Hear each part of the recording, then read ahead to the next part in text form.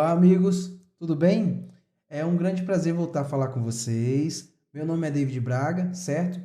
E, pessoal, o que que eu estou trazendo aqui nessa proposta, né? A ideia é que dentro do canal, dentro ali dos nossos conteúdos também, né? Como eu falei nas nossas estruturas, nos nossos planejamentos, é que eu tenha cases do mercado acontecendo, realmente cases ativos que foram executados, né? Então, um que estava aqui no meu backlog é algo que ainda existe na nossa rotina, né? Então, ainda estamos vivendo tempo de pandemia, infelizmente, né? Minhas maiores considerações, né, e solidariedade a todas as pessoas. Quero trazer aqui nesse estudo totalmente um esforço, né, que foi muito bem qualificado e, no meu ponto de vista profissional, foi altamente inteligente por parte da empresa, né? Obviamente que esse estudo está anonimizado, né? Então eu não vou relacionar nomenclatura de cliente, né, de empresa onde eu fiz esse trabalho, e minimamente também ali não vou entrar em detalhes de nenhum nível de dado pessoal sensível, tá? Então, partindo desse consenso de segurança, né, que devemos ter, a ideia com esse case é a gente fazer aqui meio que uma evolução sobre o que foi apresentado. Primeiro ponto, né? Então eu vou separar em algumas aulas, tá? A gente vai ter ali meio como se fosse uma playlist para vocês dentro do canal. E a ideia é que eu mostre para vocês o que eu apresentei como resultado do estudo, e depois a gente navegue dentro do código e vai fazendo ali passo a passo para que eu consiga, né, trazer a linha de raciocínio, né, entrando realmente na engenharia do dado, na modelagem desses dados, a escolha do algoritmo, a aplicação do algoritmo, e a gente vai evoluindo, né? Dentro do canal do Maestria, a ideia é que a gente olhe para uma linha de inteligência de dados, inteligência informacional. Então, obviamente que temos alguns conteúdos mais dedicados à engenharia, alguns conteúdos mais dedicados à arquitetura, alguns conteúdos mais dedicados à ciência. Para quê? Para que a gente tenha uma base de conhecimento correlacionando assuntos, né, correlacionando tecnologias e, com certeza, integrando, unindo isso a anseios de negócio. Como que a gente atende negócio se a gente só olhar para uma dimensão? Dificilmente a gente consegue, né, embarcar as melhores abordagens aos consumidores, né, do negócio, se a gente não conseguir navegar dentro das iniciativas, dos approaches que tem no mercado, né, dentro das formas de fazer. Então, esse case foi um case dedicado à ciência de dados, então a gente está trazendo aqui esse assunto, tá? É um case dedicado ao Covid e vamos agora entender um pouco do contexto de negócio que foi utilizado para poder estruturar esse estudo, tá? Vocês veem pelo título, né, estudo pós-confirmação. Foi executado um trabalho, foi realizado um trabalho para todo o entendimento, né, da doença, né, como ela se comportava, como ela atingia ali os colaboradores de uma empresa, né?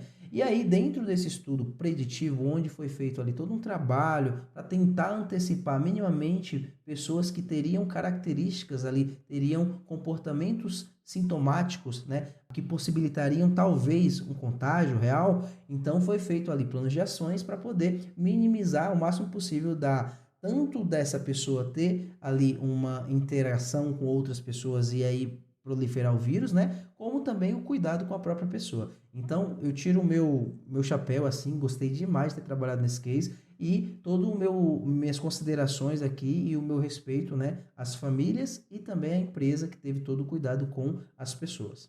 Certo? Beleza? Primeiro lugar, sempre pessoas. Agora, pessoal, sem muita politicagem, né, mas de coração, a ideia é que a gente olhe para uma segunda etapa dos estudos que foram feitos para o COVID. O COVID, ele tem essa primeira parte ali que é antes de você ser contaminado, obviamente, e o que foi feito nesse estudo? O estudo pós-confirmação. Qual que era o buscado dentro dessa linha? Seria eu entender quais seriam os estados, né, os próximos estágios que aconteceriam após eu ser contaminado.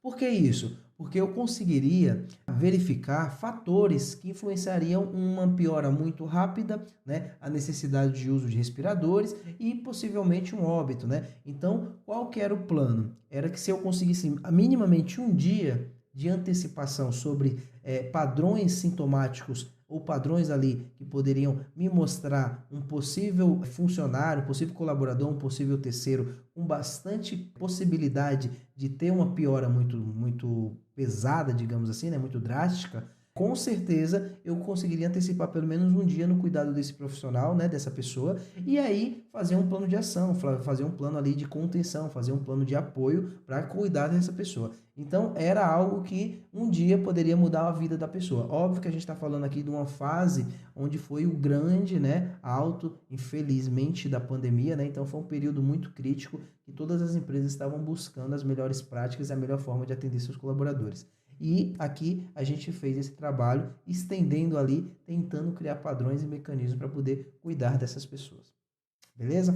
Então vamos lá, pessoal. Vamos entrar aqui nesse nível, certo? Etapas do estudo, né? Como eu trabalhei, né, para estruturar esse trabalho, para fazer esse trabalho. Primeiro, entendimento do problema, né? Então eu precisava entender o que era exatamente que era esperado, né? De validar o que vinha após a contaminação. Se a contaminação teoricamente tem ali os tratamentos, né, de isolamento, os tratamentos ali por parte ali de cuidados médicos, né, acompanhamento médico e tal. Então naquele momento havia ali todo o conhecimento sobre a doença, né? Tinha muitos especialistas acompanhando, apoiando ali médicos, né, direcionando as melhores práticas. E aí a gente entendeu que a partir daquilo ali eu precisava entender quais eram os próximos fatores, os próximos estágios, o comportamento após a contaminação, né? Então foi feito o entendimento do problema, certo? A aquisição e qualificação dos dados. Então eu precisei, né, mapear as fontes ali que eram relevantes para esse estudo e também fazer a minha qualificação, né, fazer ali um pré-processamento, digamos assim, para que eu conseguisse ter informações limpas e claras para direcionar ali as próximas etapas da minha modelagem. Análises e modelagem, né? Então eu fiz muitas análises, eu correlacionei, eu sumarizei, agreguei, né? Fiz diversos trabalhos analíticos para poder entender ali o comportamento tanto dos sintomas, o comportamento ali de etapas, né? Eu chamei de eventos, né? Eu classifiquei como eventos que aconteciam ali no decorrer da doença, né? Então eu entendi muito os eventos e esse comportamento de sintomas.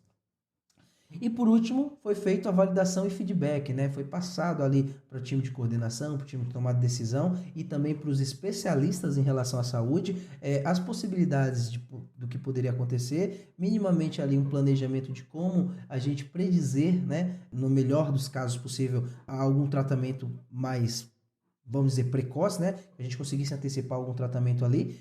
E com isso tudo a gente conseguir ter ali um cuidado maior com as pessoas que aparentemente o modelo, né, demonstrava maior ofensividade pela doença. O entendimento do problema, pessoal, trouxe aqui um descritivo, quais foram as minhas perguntas, né, de maior relevância, né, para que eu conseguisse descrever um estudo inteligente, né, um estudo que realmente tivesse um embasamento, visto que eu estava tratando ali com dimensões de medicina, né, dimensões de pessoas, correlacionar isso a padrões, a comportamento, não é muito simples, né? E eu também não tinha tanto tempo. A pandemia estava acontecendo, estava quente e não era algo que a gente tinha condições de trabalhar por muito tempo. Esse estudo foi feito em pouco tempo, tá? O estudo de casos pós-contaminação de contaminação do Covid-19 foi destinado ao entendimento dos estados de piora existentes na evolução da doença, identificando os fatores que podem influenciar. Com isso, poderemos responder. Então, quais foram as minhas 4 perguntas que eu pautei aqui como necessidade de resposta, né? Como resposta a entender esse problema mais profundamente. Quanto tempo médio dura um ciclo de eventos ou transição entre estados de piora? Então, eu precisava identificar esses eventos, obviamente, nessa transição, qual que era a navegação ali que existia após a contaminação, dentro do ciclo de vida médico, como que acontecia ali o prontuário médico, qual que eram as interações com o médico, com o hospital, né, desse paciente, né, desse contaminado. É possível classificar grupos de risco? Eu consegui identificar grupos mais ofensores, né? Então a gente está entrando aqui no nível de clusterização, nível de agrupamento, onde eu conseguisse perceber quais eram os grupos, né? E assim, por meio de grupos, eu intensificar o meu trabalho direcionado a eles. Quais fatores influenciam na piora? Então esse aqui foi o ponto mais chave do estudo, porque eu tinha que ter um embasamento científico, né? Pelas a gente está falando de probabilidade. Quando a gente fala de predição, a gente obviamente está prevendo uma coisa que pode acontecer, né? Obviamente, na maior parte dos casos, a gente tenta prever o mais assertivo possível, mas a palavra assertivo, no meu ponto de vista, já não condiz com probabilidade. Então, sendo bastante pé no chão, foi pensado aqui numa forma da gente tentar, né, embasar esse estudo e quais eram esses fatores. Podemos predizer uma possível piora? Então, esse era o resultado final, né? Será que eu consigo, por meio dessas três primeiras perguntas respondidas, eu consigo criar algum modelo de classificação, algum modelo de regressão, alguma coisa que entregue, né, o entendimento se vai haver uma piora e aí agir dentro desses casos? Então, esse foi o entendimento do problema, beleza? Quais foram os meus dados, né, aplicados para o problema, para o estudo e como era a sua dimensão informacional, né? Então, entrando nesse critério, pessoal, eu tenho até um vídeo que eu falei um pouco sobre análise, é exatamente, né, a etapa ali de entender as fontes, entender a estrutura de dados que você tem e começar a fazer esse mapeamento, né, de como elas chegam, tal, fazer uma qualidade nelas, né? Então, eu tinha um dataset de checklist. O que que era o checklist? O checklist, no período ali de alta pandemia, muitas empresas implementaram dentro do seu fluxo organizacional, dentro do seu modelo operacional ali do dia a dia de rotina de trabalho, perguntas, né, sobre possíveis sintomas que os colaboradores estivessem tendo, né? Então, se eu tinha ali tosse, né? Então, a gente sabe ali quais são os sintomas mais chaves, né, mais recorrentes dentro da doença do Covid. Então, as pessoas reportavam ali diariamente esses sintomas e aí a gente criava meio que um padrão de comportamento, até mesmo para que a gente conseguisse ir trabalhando com as pessoas que ainda não estavam sendo diagnosticadas, ter um tempo ali, né, de atendimento. Então, esse foi uma informação muito importante. Vocês percebem que eu datei ela aqui, foi uma amostragem do dia 9/4 ao dia 24/9. Então, tive aqui, é um período de pouco menos, né? Na verdade, 5 meses.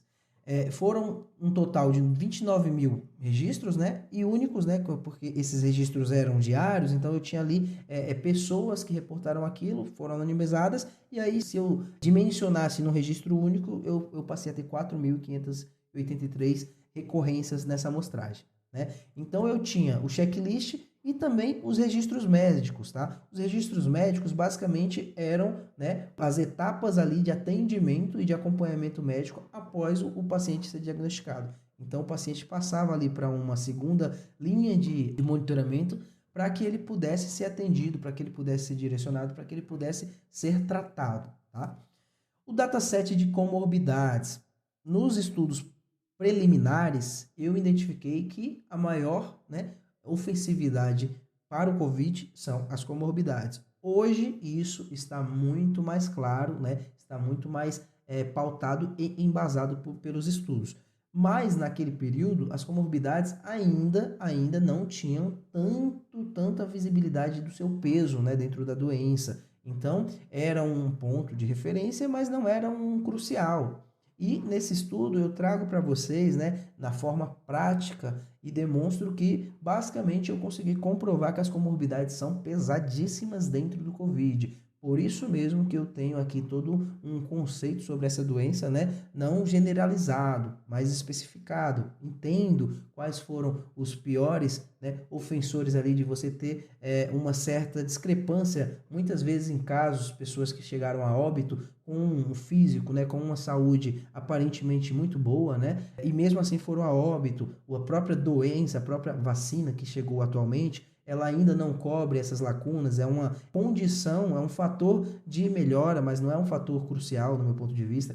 Então, temos aí esses gaps, né, que acontecem por conta da genética, por conta do problema de comorbidades, que influencia totalmente, né, no desenrolar da doença para os pacientes, tá? Então, foram estruturados um total de 10 mil registros, beleza?